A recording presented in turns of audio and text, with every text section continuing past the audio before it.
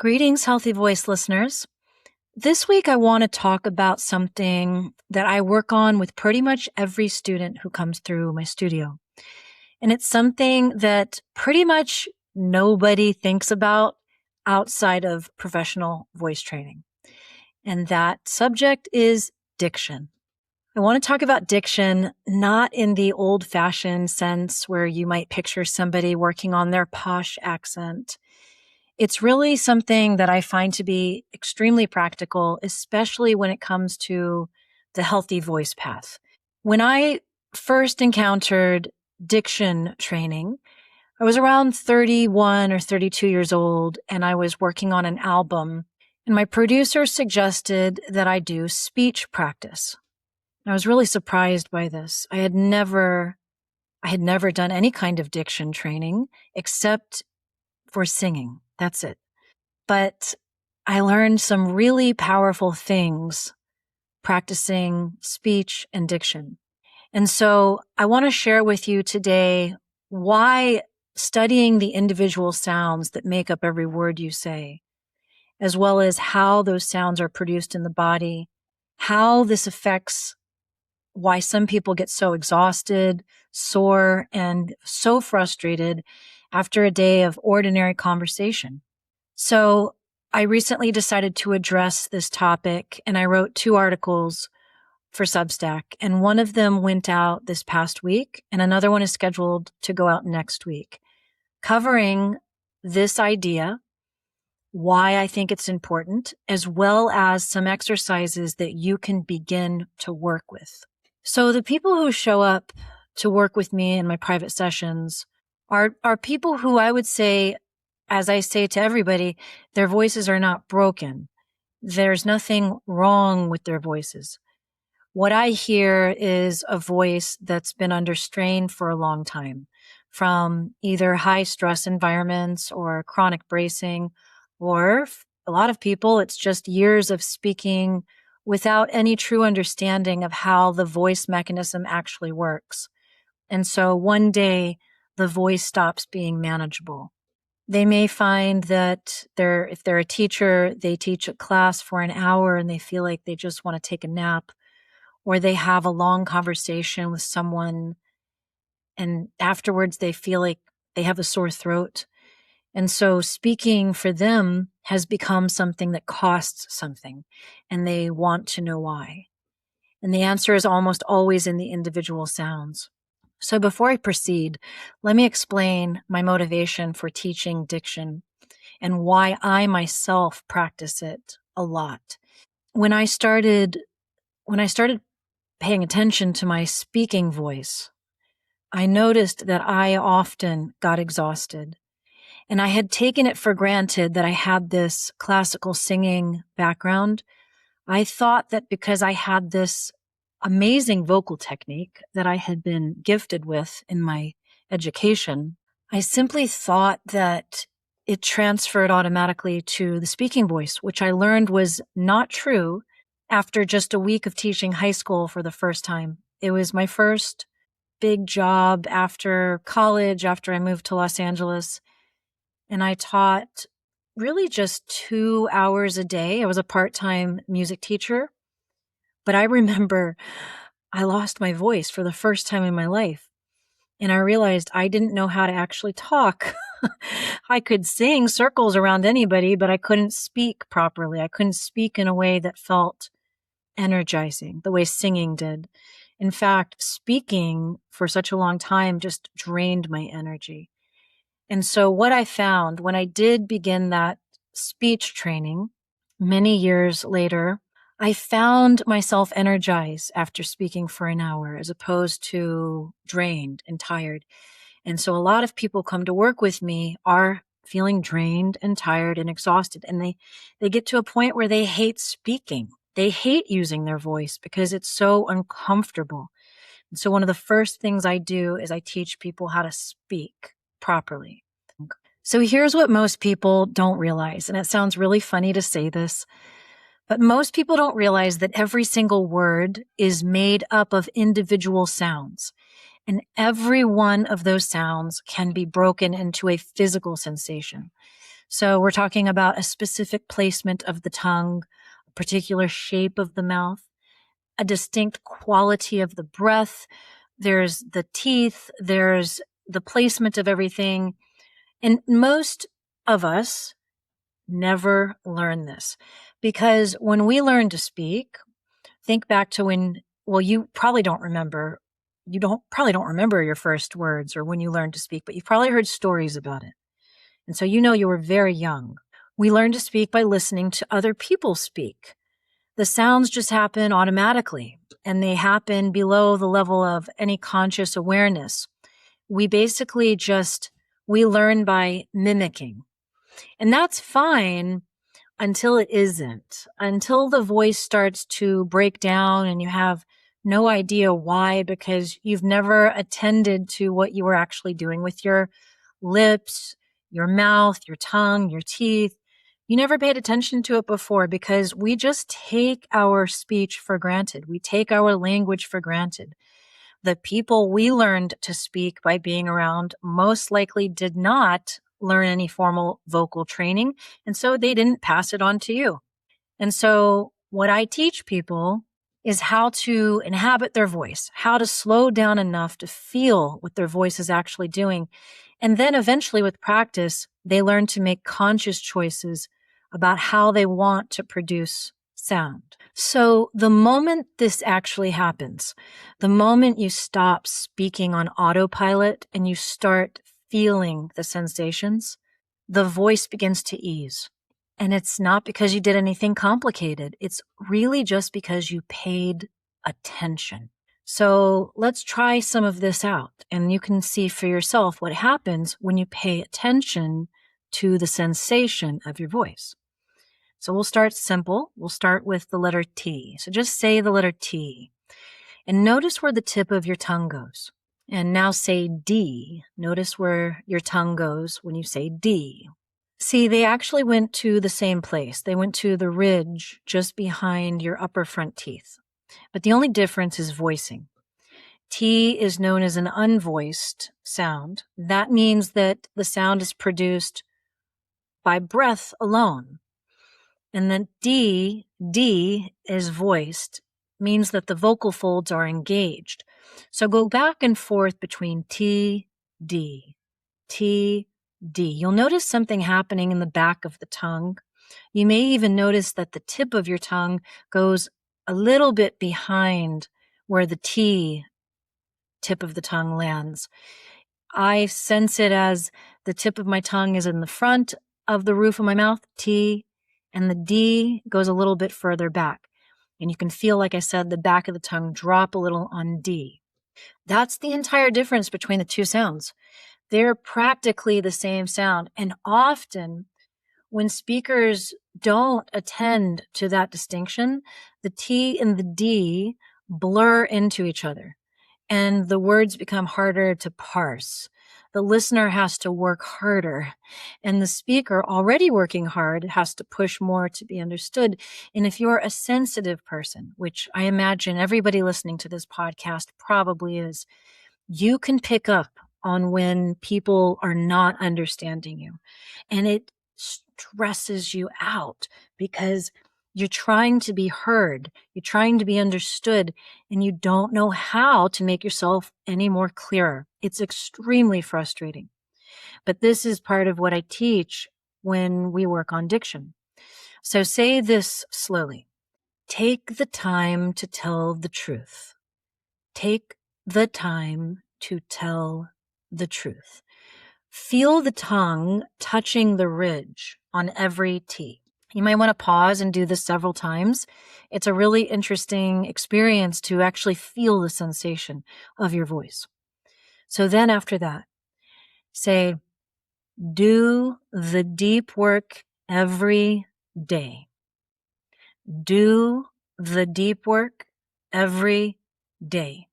And if you want to pause, go ahead, but feel the voiced landing of every day. See if you can feel every D, See if you can feel the difference between the two sounds. The thing that I really push in my lessons, whether it's in the community or private, a big part of my method involves sensation. A lot of voice teachers, at least I've had many, many voice teachers in my life, all incredibly talented and incredibly gifted in their own individual ways. But I've never once heard a voice teacher say to me, do you feel what your voice is doing there? Do you feel what that sound feels like? Do you feel the difference between the D and the T?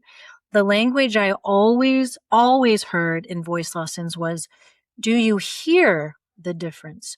Do you hear what you sound like? And now that I'm older and I have all this experience with teaching, as well as being a voice student myself, I understand that this is part of the reason why I was so frustrated all the time, and also why my teachers were so frustrated with me all the time, because I didn't understand really how to hear myself. When I made the somatic connection to voice work, I all of a sudden improved at such a quick rate, because I realized that feeling the sensations of my voice made it possible for me to make very swift changes, because I could feel my voice faster than I could hear my voice. And if that doesn't make sense to you, just think about the way you are actually built. Your mouth faces forward. Your ears face out left and right. And so when you speak, your sound goes out straight ahead, but your ears are on the side of your head. Just think about it. No wonder I couldn't hear my voice the way they wanted me to. Now, of course, I've known lots of musicians who have such incredible ears that they actually do hear it. And a lot of my classmates didn't seem to have any problem with this kind of instruction. But for me, as somebody who's extremely sensitive, especially when it comes to tactile sensations, the sense of touch, I tend to, and even when I was younger, it was even more extreme, feel sound before I hear it. And it seems that a lot of people who come to me to work with me can relate to this. And so there's a good chance that you might find this approach helpful. So getting back to our diction lesson. So I want you to say both of these sentences again at a normal speed. See if you can notice any difference. So the T sentence was, take the time to tell the truth. And so pause if you want to do that one. And the D sound is, do the deep work every day. So now let's do another sound, the V and the F. I really like these sounds. And one thing you'll notice whenever you start working on your speech and your diction and you start getting really familiar with these sounds, it's similar to learning songs or hearing songs and having favorites that you get stuck in your head. And so the way you really master speech is to do the same thing with individual sounds, individual letters. And so you start to become intimate with the sensation of each individual letter. And the goal, in my experience, is to have favorites. And so V and F are two of my favorite sensations. Favorite. I didn't realize that word has both of those sounds. So let's start by bringing your upper teeth down to the inside of your lower lip. So upper teeth to the lower lip, but the inside of the lip. Don't curl your lip in, because then you block your teeth, which is an important resonator. So pucker out your lips and place those upper teeth on the inside of the lower lip, and just hold the teeth there gently and breathe out. Just make a breathy sound, and there's your F sound. So that's how we make an F. It's very gentle. It's very soft. Now to make a V sound, you're going to do the same exact thing. You're just going to add some vibration. So you're going to basically, I guess you would say you would press a little bit harder. So the V sound, just say V. It's the same exact placement, the same point of contact.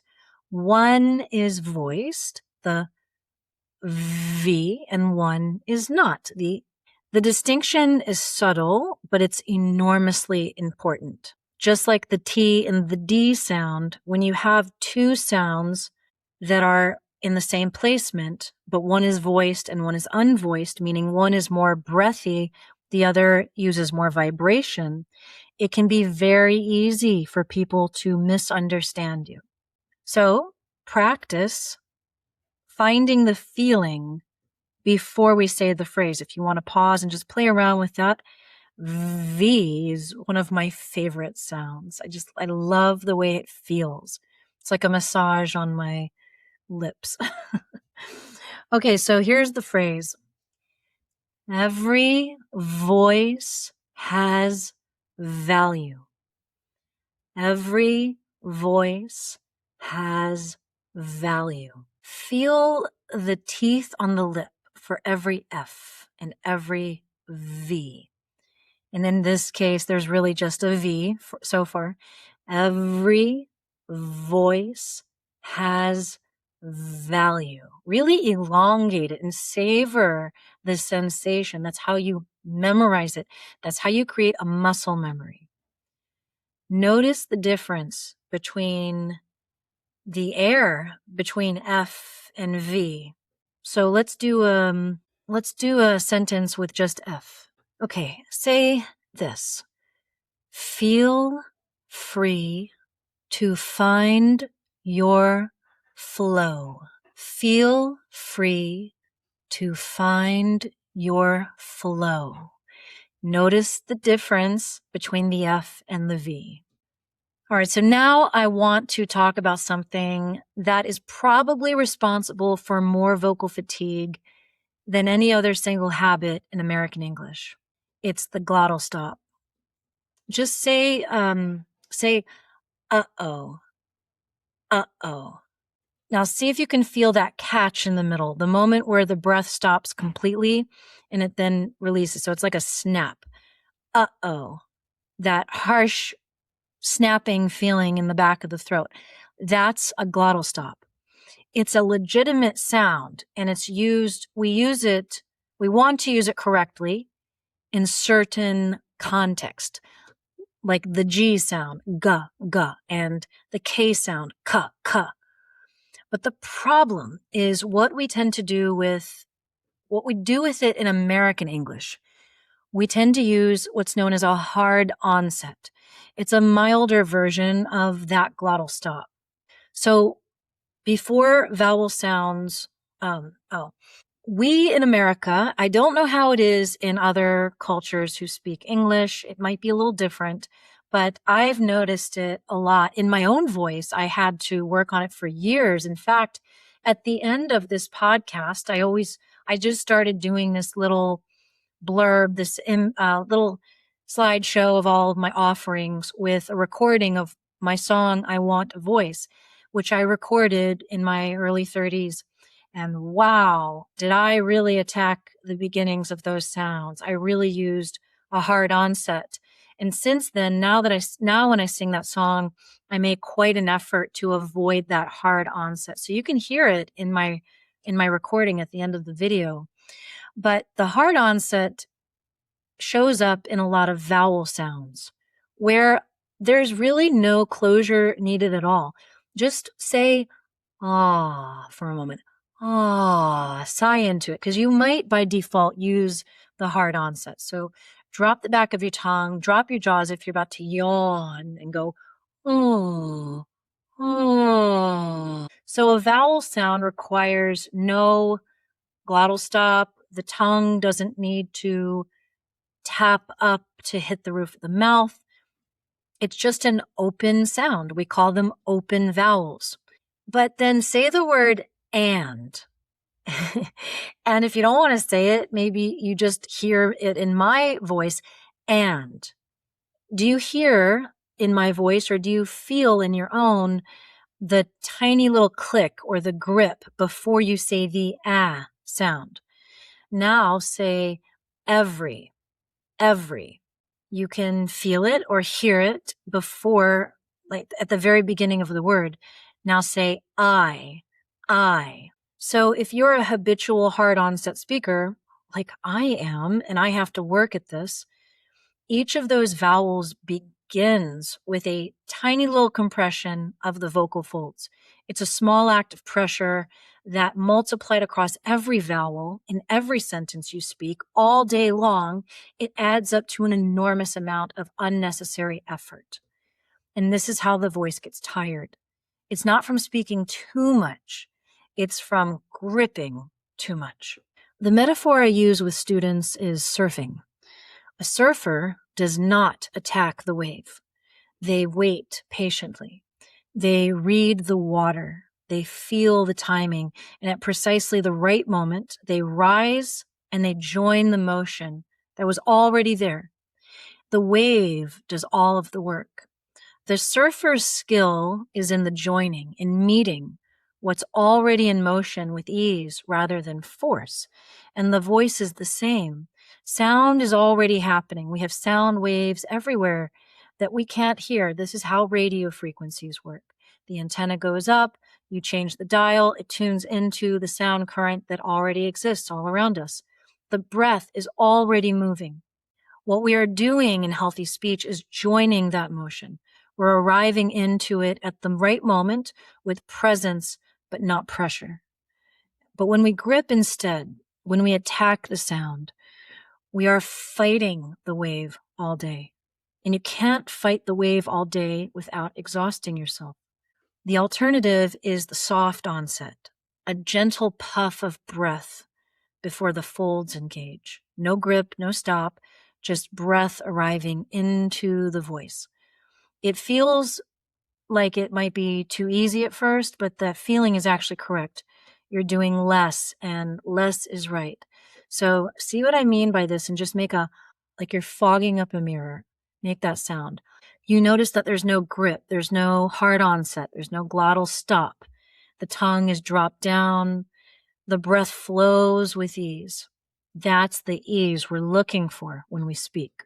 The G and the K sounds are produced by the back of the tongue pressing against the soft palate and then releasing. So let's talk a little bit about that. The release is how we get the sound. It's not the pressure, it's the release. Most people press too hard and they hold that pressure too long. So practice this. Feel the back of your tongue pressing lightly and then letting go quickly. Call, keep, clear. And then try good, give, begin. See if you can feel the sensation of release when the sound actually happens. Let the press be as light as possible. The sound lives in the opening, not in the closing. So finally, we come to vowels. A vowel is an open sound, like I said. No tongue touching anything, no lips closing. The throat's open and the voice simply vibrates into space. There's no glottal stop needed before the end of the vowel, but yet we do tend to put it there constantly, especially when a vowel is at the beginning of a word. As you may have noticed, that's what it was in my example words. And, every, always. And so we want to practice these with a tiny breath before the voice begins. So make that ha sound again. And imagine the surfer on the ocean, face down on the surfboard. And as that wave approaches, we begin to let that breath seep out. And then as the surfer joins the wave, that's when we start the word.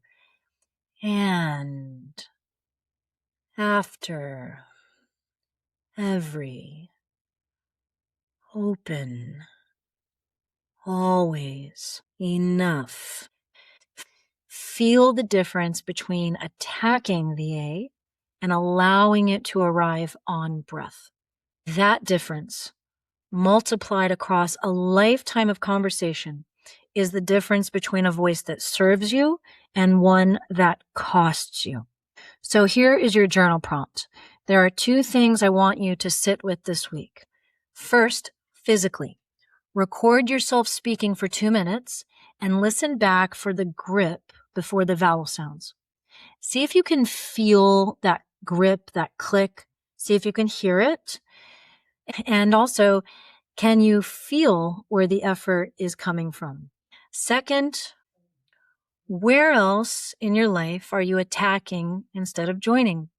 The wave metaphor has a way of showing up everywhere once you start looking for it.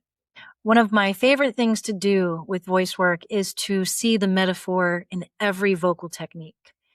And I have found in my own life, as I have worked on these challenges, as I have worked on losing that grip, that need to control everything in my voice, is as I have learned how to relax my body and relax the back of my tongue, allow the sound to come out, I find that I'm more at ease in the company of other people. And I find myself less fearful, less needing to control every little detail of my life. I am a control freak. I am very much a type A. I'm a high strung person who has spent decades working on easing up that need to control, that tendency to grip all the time, just always trying to hold it together, always trying to be so perfect. I've spent decades working on easing up on this. And when I started to understand the crossover between, well, what I call the metaphoric voice. So once I started realizing that every vocal technique I work on has a life metaphor attached to it, a healing metaphor, my life started changing. And that's why I started the Healthy Voice. So thank you for being here with me, for spending all of this time with me.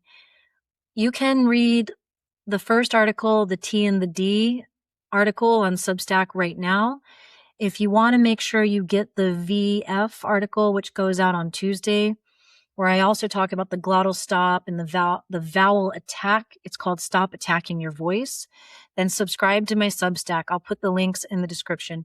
You might be listening to this on Substack, and so maybe you're already a subscriber, and so thank you so much. If you are on Substack already, consider becoming a paid member. I put out something called The Lab at least once a month. Lately, since I started, I think I've been able to put out 2 a month, and I guarantee one, but when I have them available, I won't hoard them.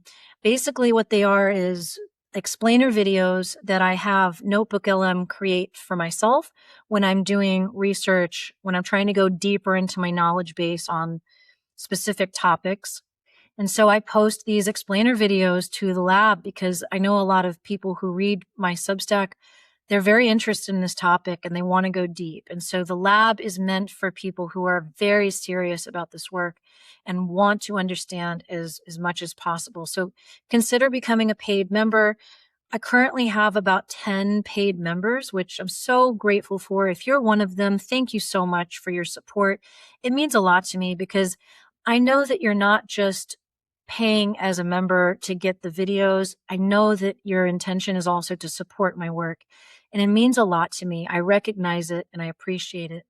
And once I have a larger paid membership, I will eventually start doing things like lives or something like that.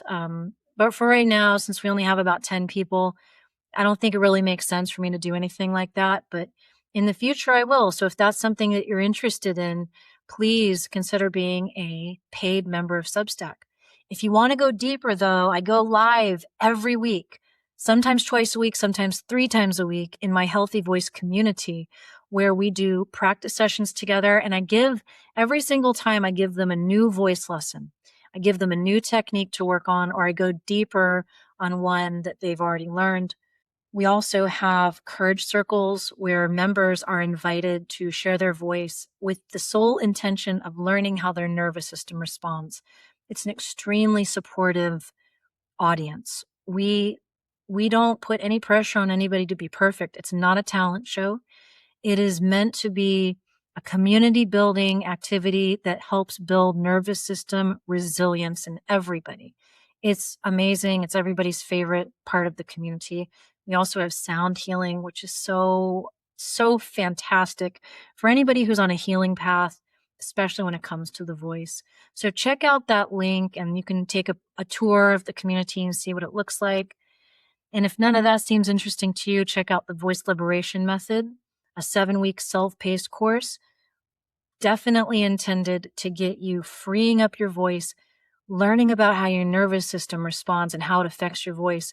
We include diction lessons in every single week of the voice liberation method, as well as singing exercises. There's also private sessions with me. If you prefer to do one-on-one, feel free to book an intro session with me, and let's see if there's something I can do to help you out. Thank you so much for listening. Keep going, because the world needs your unique voice.